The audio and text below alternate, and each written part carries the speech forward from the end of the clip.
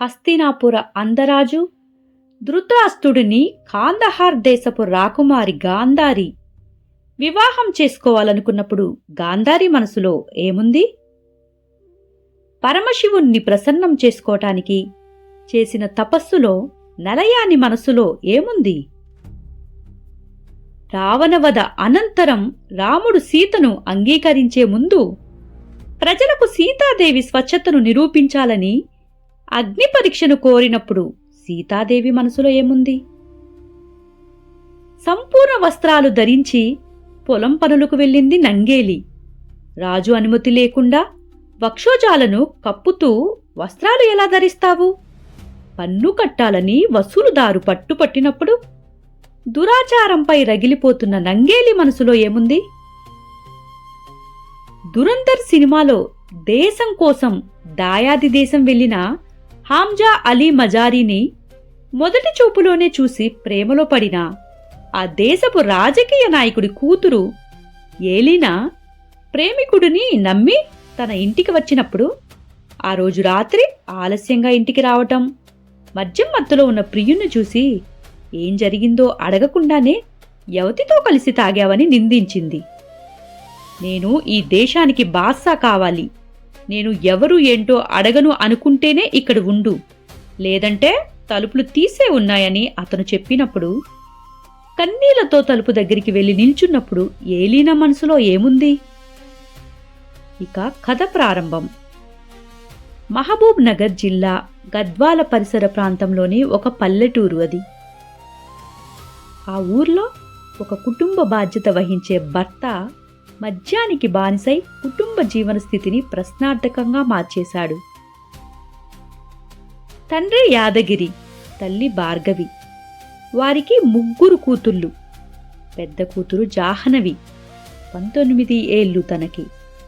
రవలి 17 ఏళ్ల పిల్ల. వనజ 15 ఏళ్ళు పిల్ల. పెద్ద కూతురు జాహ్నవి ఇంటి పనులు చూస్తూ ఉండేది. భర్త బాధ్యత లేనితనానికి తల్లి కూలి పనిచేసి మిగతా 2 కూతుళ్లను పట్టణంలో చదివిస్తుంది. ఒకరోజు రాత్రి 9 గంటలకు కొత్త మామిడి పచ్చడి కోసం అన్ని వస్తువులను కలిపి జాడీలో పక్కన పెట్టింది.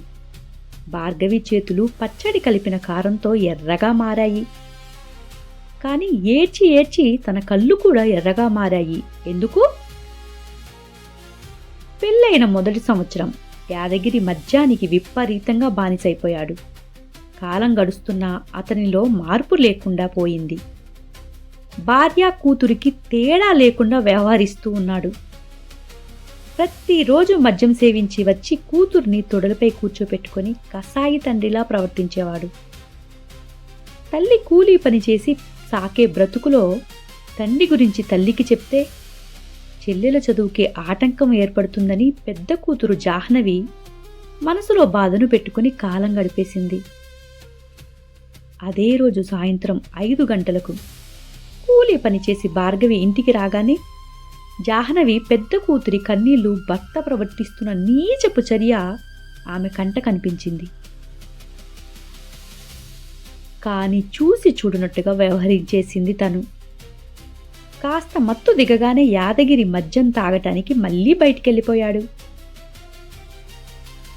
ఇంటి పనులన్నీ చేసిన భార్గవి కూతురు భయాన్ని, బాధను గమనించి ఏది పట్టనట్టు, అసలు తను ఏది చూడనట్టు వ్యవహరించేసింది. కూలీ పని చేసి రాగానే భార్యను చూసి బయటకు వెళ్లిన యాదగిరి అదే రోజు రాత్రి 8 గంటలకు విపరీతంగా మద్యం సేవించి తూలుతూ ఇంటికి వచ్చాడు. పచ్చడి కలిపిన కారం చేతులను కడిగి చిక్కటి పెరుగన్నం కలిపి భర్తకు తినిపించి అతడు పడుకోవటానికి మంచం సర్దిపెట్టింది భార్య. ఆ రాత్రి యాదగిరి నిద్రలోకి జారుకున్నాడు. కొత్త మామిడి పచ్చడి జాడీని వంటగదిలో పెట్టి నిద్రపోవటానికి పక్కపరిచి పెద్ద కూతురు జాహ్నవిని హత్తుకుంది భార్య. ఎక్కి ఎక్కి ఏడుస్తున్న కన్న కూతురి గుండె భారాన్ని ఓదార్చుతూ జోల కొడుతూ కళ్ళు మూసుకుంది తను. ఒక్కసారిగా తన గతంలోకి వెళ్ళింది. ఆ ఇంటికి ఆడ సంతానం ఎక్కువ. మొదటి 2 కూతుళ్లకు కూడా కూతుళ్లే పుట్టారు. ఆ ఇంటి ఆడపిల్ల వద్దని ఎంత చెప్పినా వాడు వినలేదు. ఇప్పుడు చూడు ఏం జరిగిందో అని వారసురాలు పుట్టిందనే సంతోషం లేకుండా చివాట్లు పెడుతోంది అత్త. ముదరష్టపు జన్మ మా ఇంటికి దాపురించిందని కసురుకొని కనీసం పుట్టిన మనవరాల్ని కూడా చూడకుండా వెళ్ళిపోయింది ఆ రోజు. అప్పటి వరకు భార్యపై కొండంత ప్రేమ చూపించిన భర్త తొలిచూరు బిడ్డ పుట్టిందని తెలియగానే ఆ ప్రేమ కాస్త సన్నగిల్లిపోయింది. బాలింత సేవలు పుట్టింటి వాళ్ళు చేసే బాధ్యత ఉన్నప్పటికీ కనీసం మనవరాలి ఆలన పాలనపై అత్యంత ప్రేమ లేని కట్టిన మనుషులను కల్లార చూసి భార్గవి గుండె తరుక్కుపోయింది. పసిబిడ్డతో ఒడి నింపుకొని గడప ముందుకు వచ్చిన కూడా అత్తింటి వాళ్ళు దిష్టి తీసి పరిస్థితి లేని క్షణాలలో కష్టాలు మొదలయ్యాయి. ప్రతి క్షణం శాపనార్థాలతో మొదలైన రోజు అదే శాపనార్థాలతో ముగిసేది. రోజు రోజుకి బాధలు పెరిగిపోయాయి. అత్తింటి వారి ప్రేమకు నోచుకోవాలంటే వారసుడు పుట్టాలని ప్రతి దేవుడిని ప్రార్థించేసింది. ముసురుకున్న ప్రేమ రాత్రి కసురుకుంటూ అవసరాల్ని తీర్చుకుని దూరం పెట్టసాగాడు భర్త ప్రేమ. రెండవసారి కూడా ఆడపిల్ల పుట్టేసింది. ఈసారి భార్గవి మనసు కూడా బాధపడిపోయింది. అత్తింటి వేధింపులు రెండింతలుగా పెరుగుతాయని గ్రహించి పుట్టిన బిడ్డ తప్పేమీ లేదని కాలం వెళ్లదీసింది. యాదగిరి భార్గవిపై మనసు పడి పెద్దలను ఒప్పించి పెళ్లి చేసుకున్న మంచి రోజులు రెండవ బిడ్డ పుట్టే నాటికి పూర్తిగా మారిపోయాయి. మద్యానికి బానిసై చెప్పుడు మాటలు విని పూర్తిగా చెడిపోయాడు. మందలించి మంచి మాట చెప్పే అత్తమామ పట్టించుకోవటమే మానేశారు. గుళ్ళు గోపురాలు వ్రతాలు పూజలంటూ ప్రతి దేవుణ్ణి వేడుకుంది.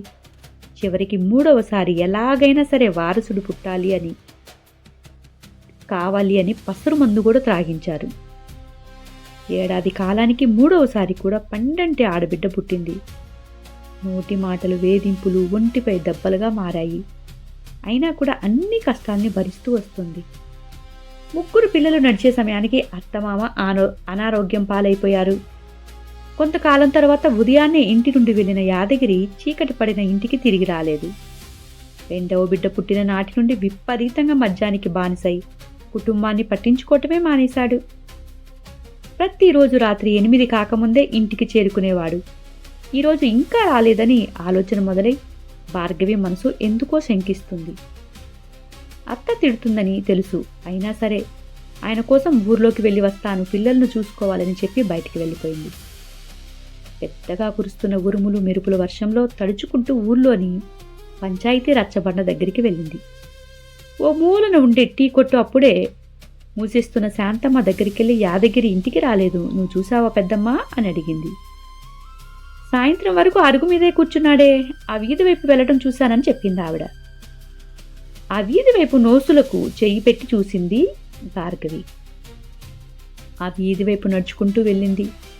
ఒక ఇంటి ముందు యాదగిరి చెప్పులు కనిపించాయి. ఆ ఇంటి తలుపులు తీసి ఉన్నాయి.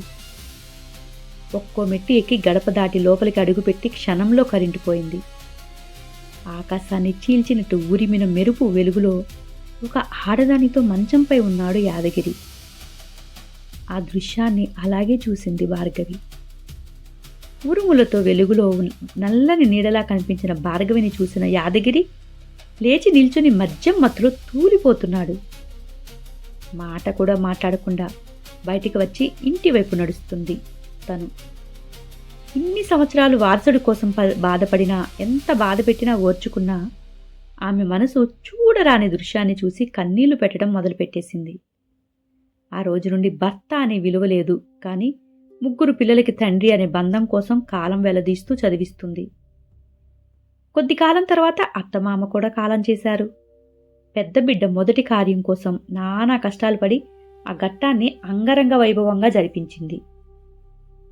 మద్యానికి వేశ్యలకు బానిసైన భర్త చేష్టలు రోజు రోజుకి మితిమీరిపోతున్నాయి.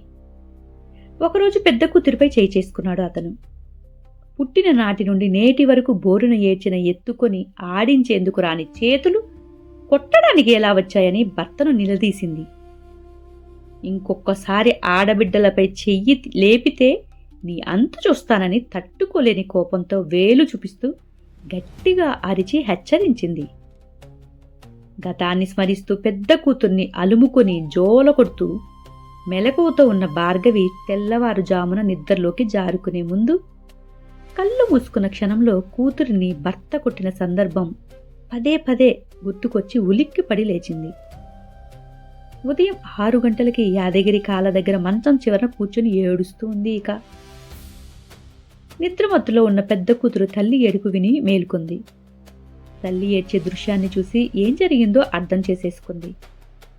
పరిగెత్తి వెళ్లి పక్కింటి వాళ్ళని పిలిచింది. పూర్తిగా తెల్లవారేసరికి ఆ ఊరి పెద్ద తండ్రితో ఉండే తాగుబోతులు అందరూ అక్కడికి వారింటికి వచ్చి చేరుకున్నారు.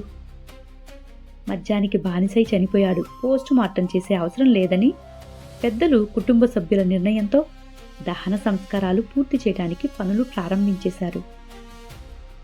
మధ్యాహ్నం వరకు 2 కూతుళ్ళు ఇల్లు చేరుకుని కంటతడి పెట్టేశారు. సాయంత్రం శ్మశాన వాటికలో పెద్ద కూతురు తండ్రి చితికి నిప్పు పెట్టింది.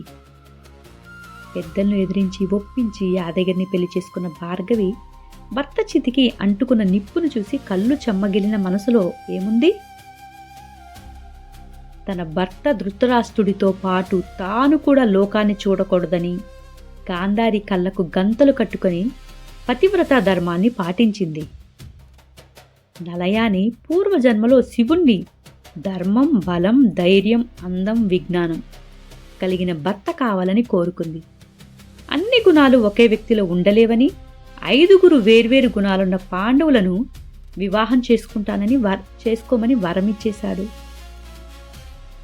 సీతాదేవి అగ్నిదేవుని ప్రార్థించి, నేను రాముణ్ణి తప్ప వేరే పురుషుణ్ణి మనసులో కూడా తలచకపోతే సత్యశీలతకు నిదర్శనంగా అగ్ని నన్ను కాల్చకూడదు అని ప్రతినబూని అగ్నిలో ప్రవేశించింది.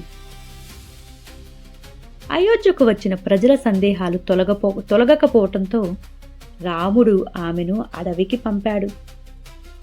లవకుశులు జన్మించాక మళ్లీ అగ్ని పరీక్ష కోరినప్పుడు, నేను ఎప్పుడూ రాముని తప్ప వేరే ఎవరిని మనస్సావాచా కర్మన తలచకపోతే భూమాత నన్ను తనలో ఐక్యం చేసుకోవాలి అని శపథం చేసి అపనిందలను నిష్క్రమించి వెళ్ళిపోయింది ఆవిడ.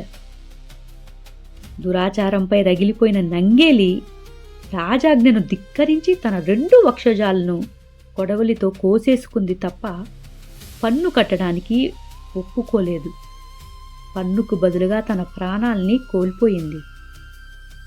ఆ రాజ్యంలో ప్రజా అగ్రహజ్వాలలు వెల్లువెత్తడంతో ఇక ఫలితంగా మహిళల వస్త్ర పన్నులను రద్దు చేసేశారు. ఏలిన తలుపు దగ్గరికి వెళ్ళిన క్షణంలోనే నిర్ణయం తీసుకొని తలుపులు మూసివచ్చి ఇంకొక్కసారి నన్ను ఇంట్లో నుండి వెళ్ళిపోమ్మంటే అన్నంలో విషం పెట్టి చంపేస్తానని ప్రియుణ్ణి హెచ్చరించింది. రక్తబంధం రాక్షస బంధంగా మారితే ఆడదాని సహనం హద్దు దాటితే మొగుడైనా సరే చేసిన తప్పుకు కాలి బుగ్గైపోవాలని ఆ రాత్రి పెరుగన్నంలో విషం కలిపింది భార్గవి. ఆడదాని నడక, నవ్వు, సంసారాన్ని, వినయాన్ని, నయనాన్ని చూసి మగవ మనసు అర్థం చేసుకున్నామనుకుంటే అది మగాడి పొరపాటే. సమయం, సందర్భం మాత్రమే ఆడదాని మనసుకి అర్థం పడుతుంది. మగువ మనసు గాయపడిన మగాడిని నిందించనంత వరకు, శిక్షించనంత వరకు ప్రతి ఆడది గాంధారి. మగో మనసు సంపూర్ణంగా అర్థం చేసుకున్న మగాడు ఇంకా పుట్టనే లేదు. కథ ముగిసింది. ఈ కథను మనకు సతీష్ భోగే అందించారు. ఈ కథ గాంధారి. నిజమే కదా? తప్పు చేస్తున్నాడని తెలిసినా కూడా వారిని నిందించలేదు అంటే మనం గాంధారి కిందకే గుడ్డి వాళ్ళమై జీవిస్తున్నట్టే కదా. ఓకే గైస్, ఈ స్టోరీ మీకు నచ్చితే నెక్స్ట్ ఏ స్టోరీ చెప్పబోతాను అనే దానికోసం ఎదురు చూస్తూ ఉండండి. ఇలాగా అప్పుడప్పుడు మినీ స్టోరీస్ని మన రాధే కథ లేక దాంట్లో మేము అప్లోడ్ చేస్తూ ఉంటాం. మా ఛానల్ని సపోర్ట్ చేస్తూ ఉంటారు కదా. మీ సపోర్ట్ మాకు ఎల్లప్పుడూ అవసరం. థ్యాంక్ యూ గైస్, మమ్మల్ని సపోర్ట్ చేస్తున్నందుకు. బాయ్. తిరిగి మరొక ఎపిసోడ్లో కలుద్దాం.